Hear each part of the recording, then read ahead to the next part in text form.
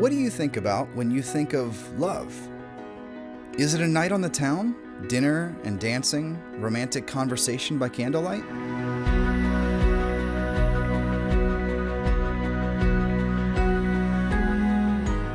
Is it enjoying the good feelings that come along with being around the person that you care about the most? Is it about finding the most popular, attractive, or successful person that you can get to like you back and then spend forever with them?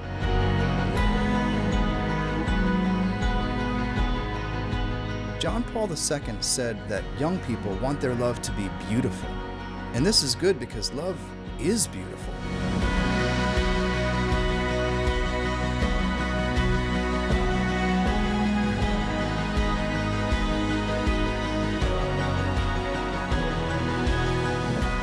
But what happens when the music stops? What happens when the external beauties fade or when someone disappoints you? What happens when things don't turn out as you plan? Where can we go to learn the nature of authentic, forever kind of love?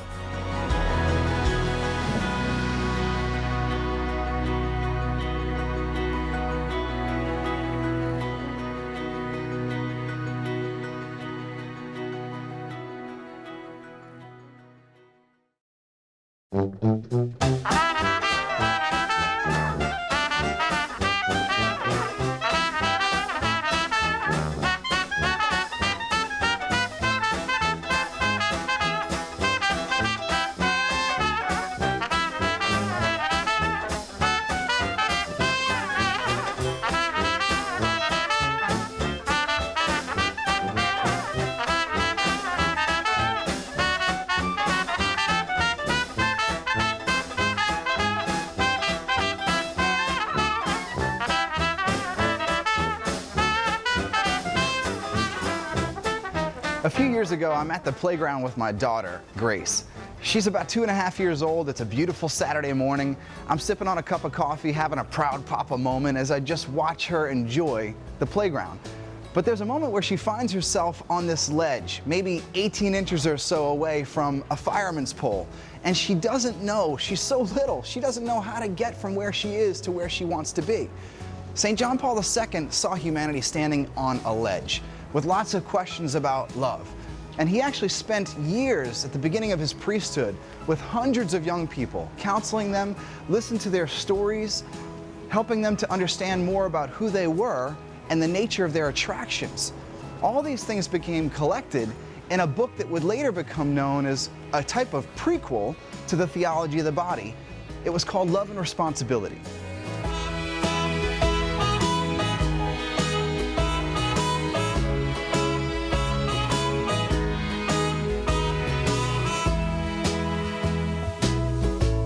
And one of the things he covers in this book is the nature of our desires. So guys, check this out. Let's pretend that it's the first day of school. You're walking down the hall, you see this girl you haven't seen before, and she's amazing. You're captivated by her beauty. Your heart starts pounding, you start to get sweaty, and you start thinking, wow, she would be a great mother one day. No, that's not what you're thinking. You're thinking, how in the world can I get close to her? How can I get her to notice me? John Paul II called these spontaneous sensual reactions. And they're a good thing. It's literally where your body is reacting to the beauty of another person.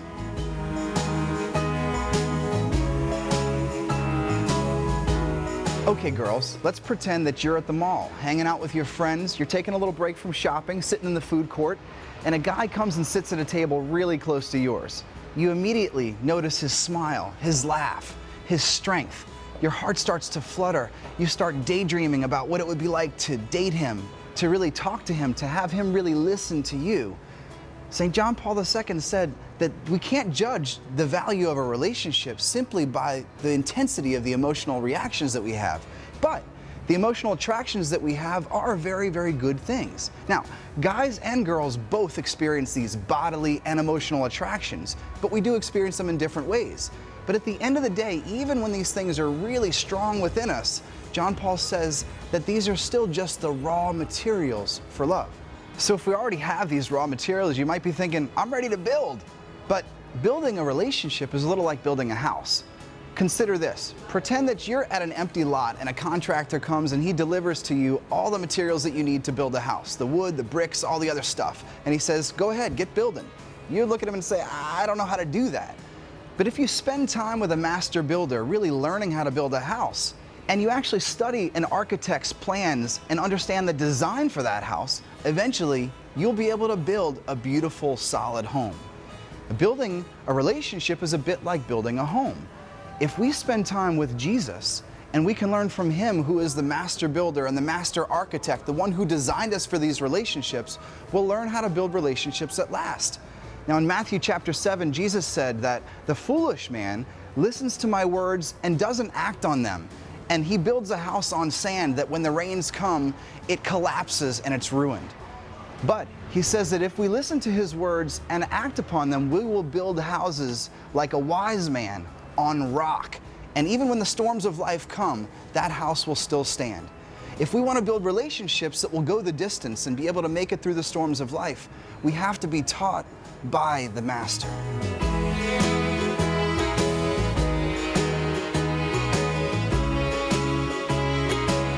But if we're going to start building good relationships, we have to make a lot of choices, and choices take freedom.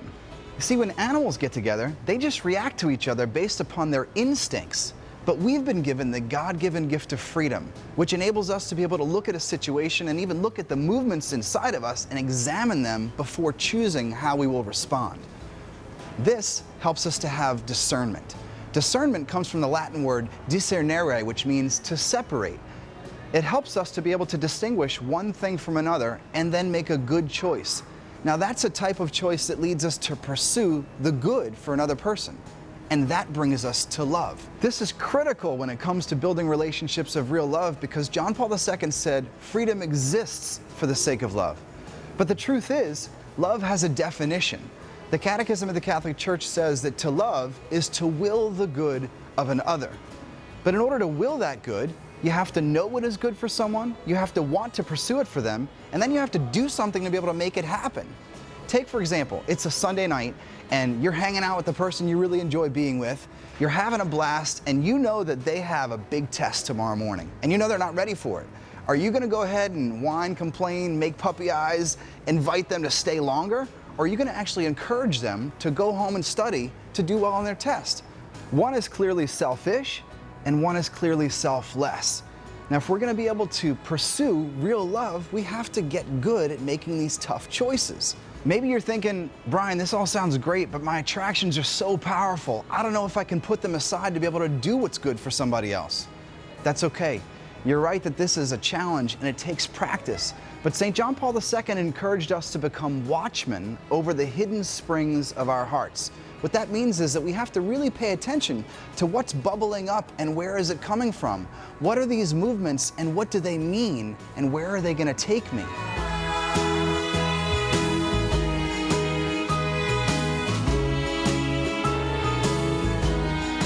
Now, this is all challenging, but we can get better at it with practice.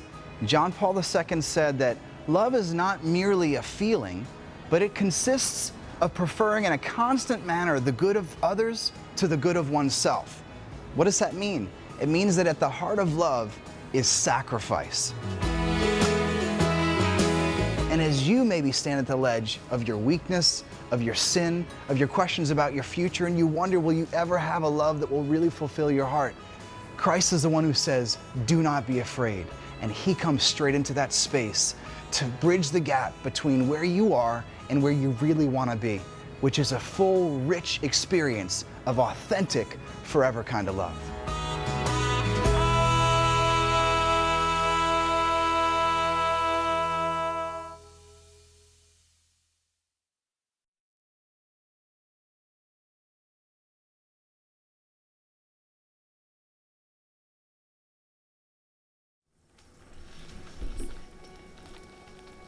Have you ever examined the relationships you are in?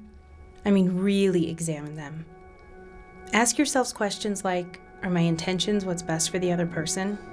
Or is it just about what's in it for me? Do my friends really bring out the best in me? Do they love me for who I really am? Can I trust them? Can they trust me? Is this really love? Or are we just using each other for a while? Do I have what it takes? Am I being honest how I try to succeed? Am I just using this person to make my life easier? What do I do if I feel like someone's taking advantage of me? These are tough but necessary questions. Are we willing to be honest enough with ourselves to discover the answers?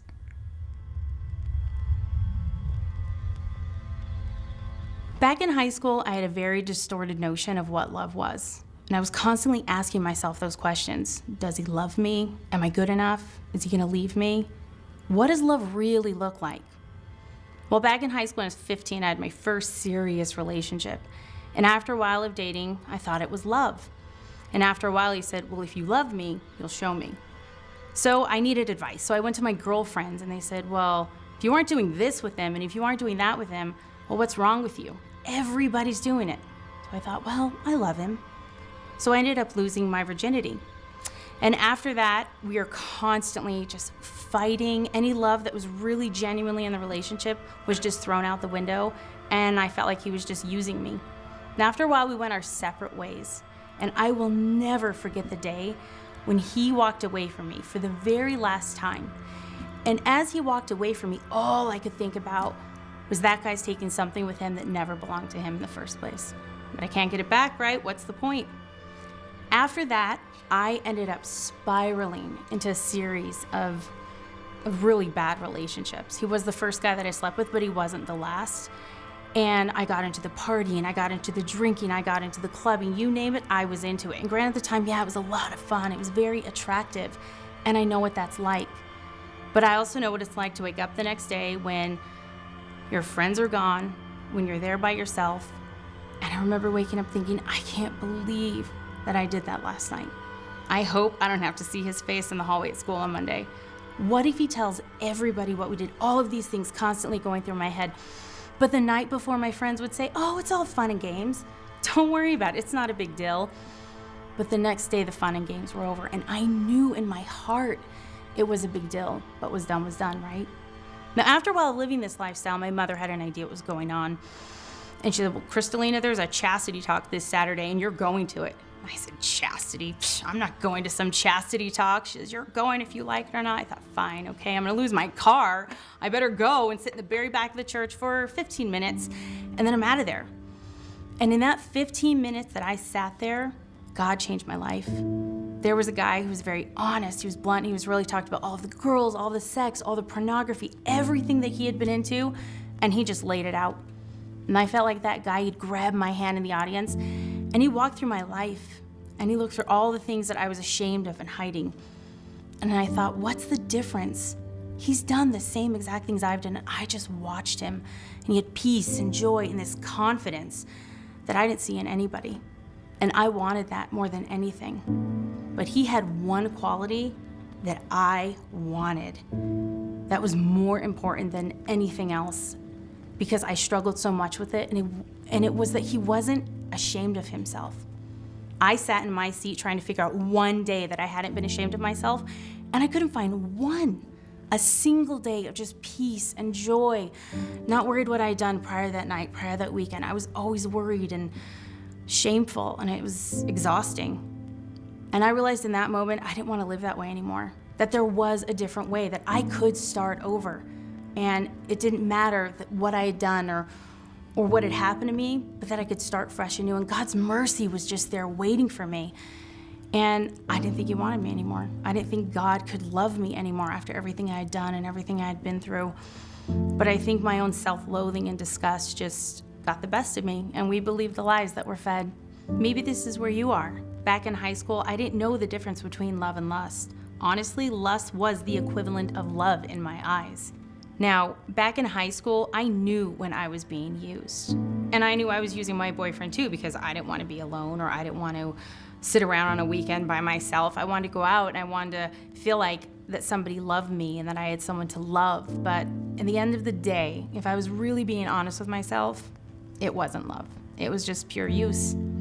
Now, there were all kinds of forms of using going on in high school, not just in physical relationships, but also in the friends that I would hang out with, that you would hang out with someone just for that social status. Now, Pope John Paul II called this utilitarianism. We should never use someone because the only proper attitude you should have towards someone is love. Now, when I met Jason, our relationship was very different. I didn't have those questions that lust brings into the relationship, like, is this a forever thing? Is this temporary? Is he faithful? Is he using me? Does he really love me for me? All of those things I was always asking myself in high school relationships. And in my relationship with Jason, it was like night and day. I felt like, one, our purity was our super glue. And when Jason and I would just be sitting around hanging out on the couch talking, I knew it wasn't going to lead to that next step, and that pressure wasn't going to be there. It was going to have to go to the next level. This type of love was a really just safe, genuine love that I knew he wanted what was best for me, and that he was bringing me closer to God and not taking me away from God. And that is a genuine type of love. When you experience genuine love, your heart's going to know the difference. You know you're not being used and you're not using the other person. Now, this is an invitation to go deeper, to truly look at your relationships in your life. Not just the guy relationship or the girl relationship, but all relationships. Now, back in high school, I knew when I was being used. Nobody wants to admit when you're being used. And it's a shameful thing, but at the same time, I was also using them. So if we're really honest with ourselves, are your relationships based upon using, or is your relationships based upon loving?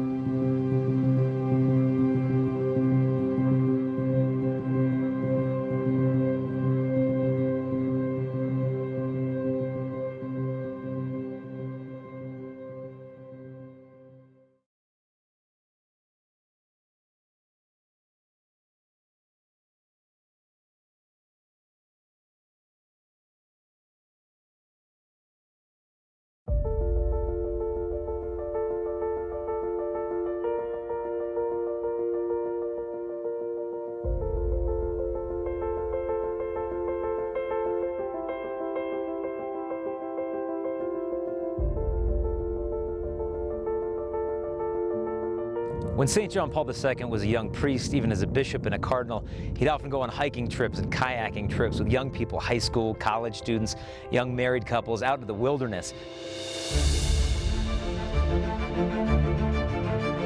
And the young people said that he was never happier than when he was with them. They used to call him the eternal teenager. And they would seek him out on these trips to hike with him and ask him questions about life and love and relationships.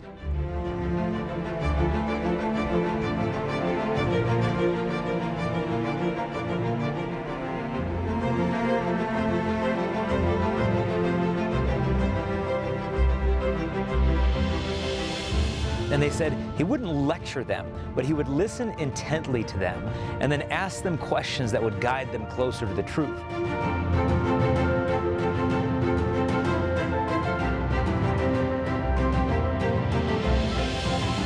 And some of John Paul's biographers have noted that of the 50 or 60 young people who went routinely hiking with him, none of them ended up getting a divorce. And if you discover what it was that he was telling them on these trips, then it becomes obvious why.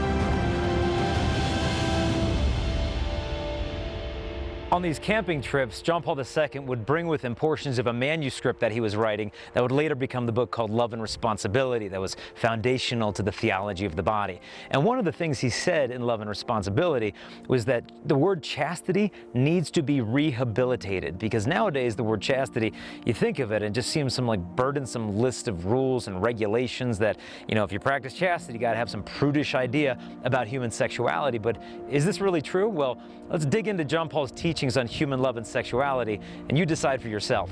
In the Theology of the Body, John Paul II quotes more than 1,000 passages of Scripture.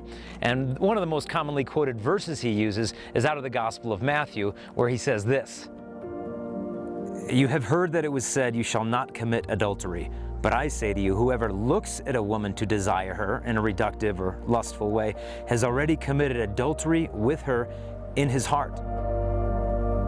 Now, upon hearing this, some people would think, well, I mean, not even touch a woman, I'm guilty of adultery. I mean, how is this even possible? John Paul II said that we should not fear the severity of these words, but have confidence in their power to save us, that this is not a condemnation, it's a calling. And you might think, well, why is God so obsessed with what's going on in my heart? Well, the reason God is obsessed with the human heart is because whoever wins the heart, God or the devil, love or lust, wins everything. They win the eyes, the imagination, the ears, the body, the soul for all eternity. And one way to understand why God's obsessed with the human heart is, imagine going on a date with a boyfriend and girlfriend, and you're sitting at a restaurant and they seem kind of distracted. And you say, well, what are you thinking? And they say, oh, see that person over there? You're like, yeah. And they say, well, I'm kind of thinking about hooking up and making out with that person. You'd be like, well, what? What's going on in the human heart matters. And John Paul said we should not be afraid to look deep within our hearts, to judge and be somewhat demanding with the movements and the intentions and the motives in our heart. Here's what he said about this. Christ shows how deep down it is necessary to go, how the innermost recesses of the human heart must be thoroughly revealed. And I think if you take a deep and honest look into your heart, you're going to discover what John Paul did, that within all of us is this battlefield in our hearts between love and concupiscence, which is that inclination to sin. Now, when concupiscence is winning this battle in our hearts, one of the things that happens is more often this vice of lust. Now, by lust, I don't mean sexual attraction and sexual desire. Some people think that that is lust. But if that's lust, how can we become pure? Because you can't just get rid of your sexual desires. I choose not to have these anymore. And if I just can completely get rid of my sexual desires, then I'll be pure. Look, if you don't have any sexual attractions or desires anymore, it doesn't mean that you're pure. It means you're probably dead. I mean, purity isn't being numb to the beauty of God's creation and masculinity and femininity. No, what lust is, though, lust is the reduction of the human person to their sexual value. And lust, what it does, it destroys intimacy. It doesn't bring you closer together, it divides you. And lust will often cover up the absence of love, which completely fails to develop. Now, on the other hand, if love is winning this battle in our hearts, one of the fruits of that victory is the virtue of chastity. Now, John Paul II said that chastity can only be thought of in association with the virtue of love. It frees us from this utilitarian attitude of using other people like objects. So it frees us to love, and it frees us to know if we're being loved. It brings our intentions to the surface. Do you love me for who I am, or for the pleasure that you could be getting at that person's expense? And it also frees you to love, because look, if I can't say no to my own sexual desires, what is my yes even worth?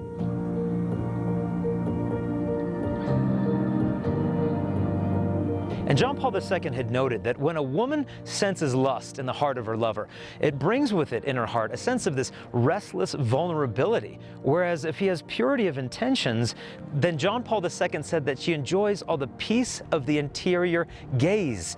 She knows that he's looking at her not as some thing to be used for his kicks, but as his respected and beloved companion. And as a result, this brings about authentic intimacy. The good news is this, that lust is not the only way to look at the human